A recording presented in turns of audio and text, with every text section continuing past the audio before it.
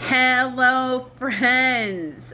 So, Bible study, the NIV, John chapter 5, verses 31 through 47. This one is called the Testimonies about Jesus. The backstory here is he's just gotten finished talking to them. You know, the apostles are baptizing, but he's not. He's healed the man at the magic fountain. The mikvah bath. It's a mikvah bath. And he's talking about, he had just finished talking about getting into the afterlife. All right, so if I testify about myself, my testimony is not valid. Yes, we call that bragging. There is another who testifies in my favor, and I know that his testimony about me is valid. You have sent to John, and he has testified to the truth. It's John the Baptist. Not that I accept human testimony. Okay, an equivocation there. But I mention it that you may be saved. Okay. John was a lamp that burned and gave light, and you chose for a time to enjoy his light. Okay. I have a testimony weightier than that of John, for the very work that the Father has given me to finish, in which I am doing, testifies that the Father has sent me. And the Father who sent me has himself testified concerning me. You have never heard his voice, nor seen his form, nor does his word dwell in you. For you do not believe the one he sent. You diligently study the scriptures, because you think that by them you possess eternal life. You know, here they're talking about the Mosaic laws, or for us, the Old Testament. These are the scriptures that testify about me. Yet you refuse to come to me to have life. I do not accept praise from men, but I know you, and I know that you do not have the love of God in your hearts. I have come in my Father's name, and you do not accept me. But if someone else comes in his own name, you will accept them. How can you believe if you accept praise from another, yet make no effort to obtain praise that comes from the only God? But do not think I will accuse you before the Father. Your accuser is Moses, on whom your hopes are set, because it's his laws that they're repeating. If you believe Moses, you would believe me, for he wrote about me. But since you do not believe what he wrote, how are you going to believe what I say? Meaning here that they're following the letter of the Mosaic law. The letter, but not the intent of the Mosaic law. Remember, the Mosaic laws were written because human beings were acting so raggedy, so raggedy human beings that and the whole world was like this. It is, I don't know who's suffering from the delusion that it was ever better in the past, but our souls were less human. We treated each other so much more poorly than we do now. Like, that's part of why, you've got certain segments of previous generations, and I'm a Generation X, that do not come for me because we do not like it. We can come and have a nice, honest discussion, but don't be calling any name throwing back and forth between you and me. I don't want to hear it, okay?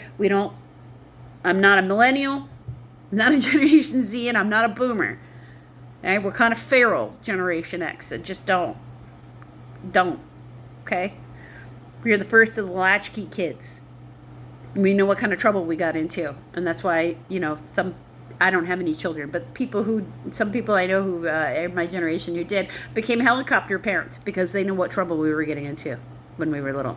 That's why we're a little bit feral. So,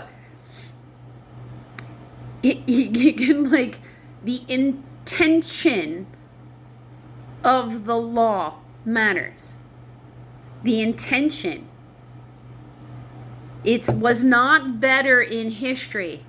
You needed people. You're always going to have people within a society that want to know exactly what the law is so they can try to push it as far as they can. And he doesn't like the fact that they even want to push. So it's there as a hard boundary.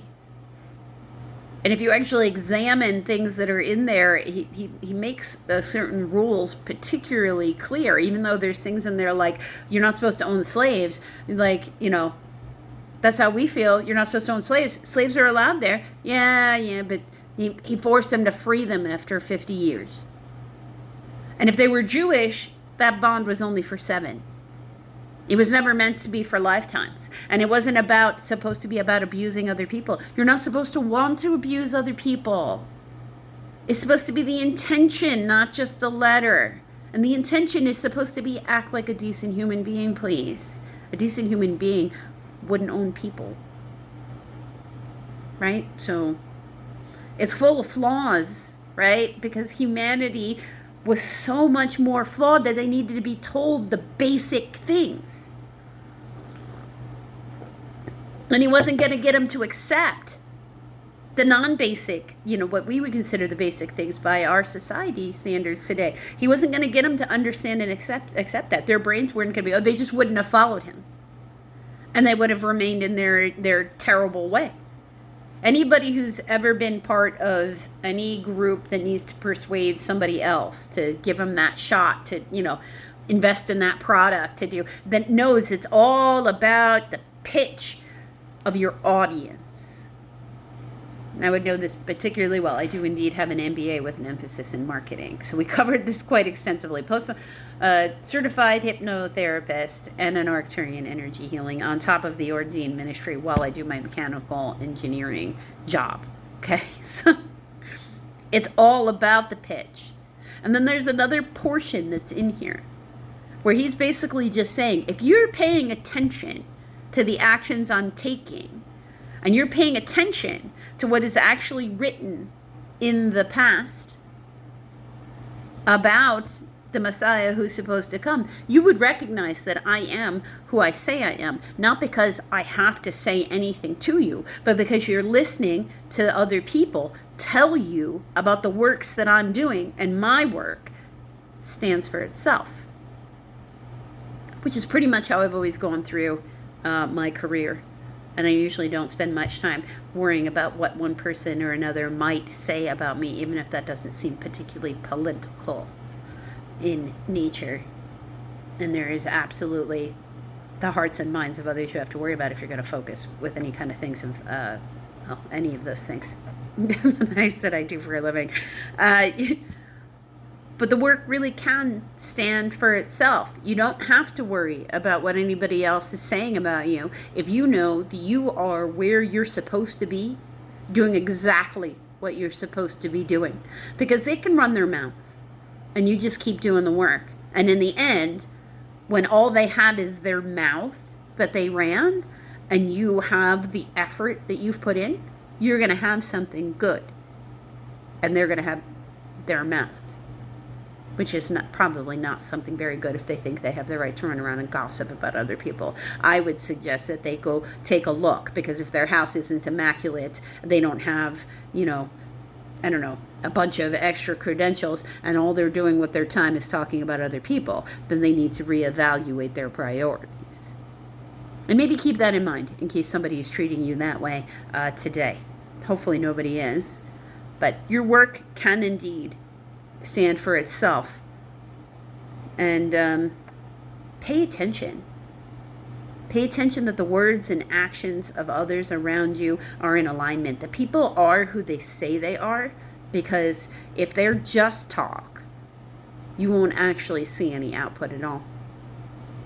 Keep your chin up. Do what you're supposed to do. But pay attention to who's around you. Because you don't know if you're in the wrong room if you're not looking at the people around you and making sure that their words and actions are in alignment. I cannot express enough how important that is enough. Words and actions. must be in alignment for somebody to be who they say they are. Time to go.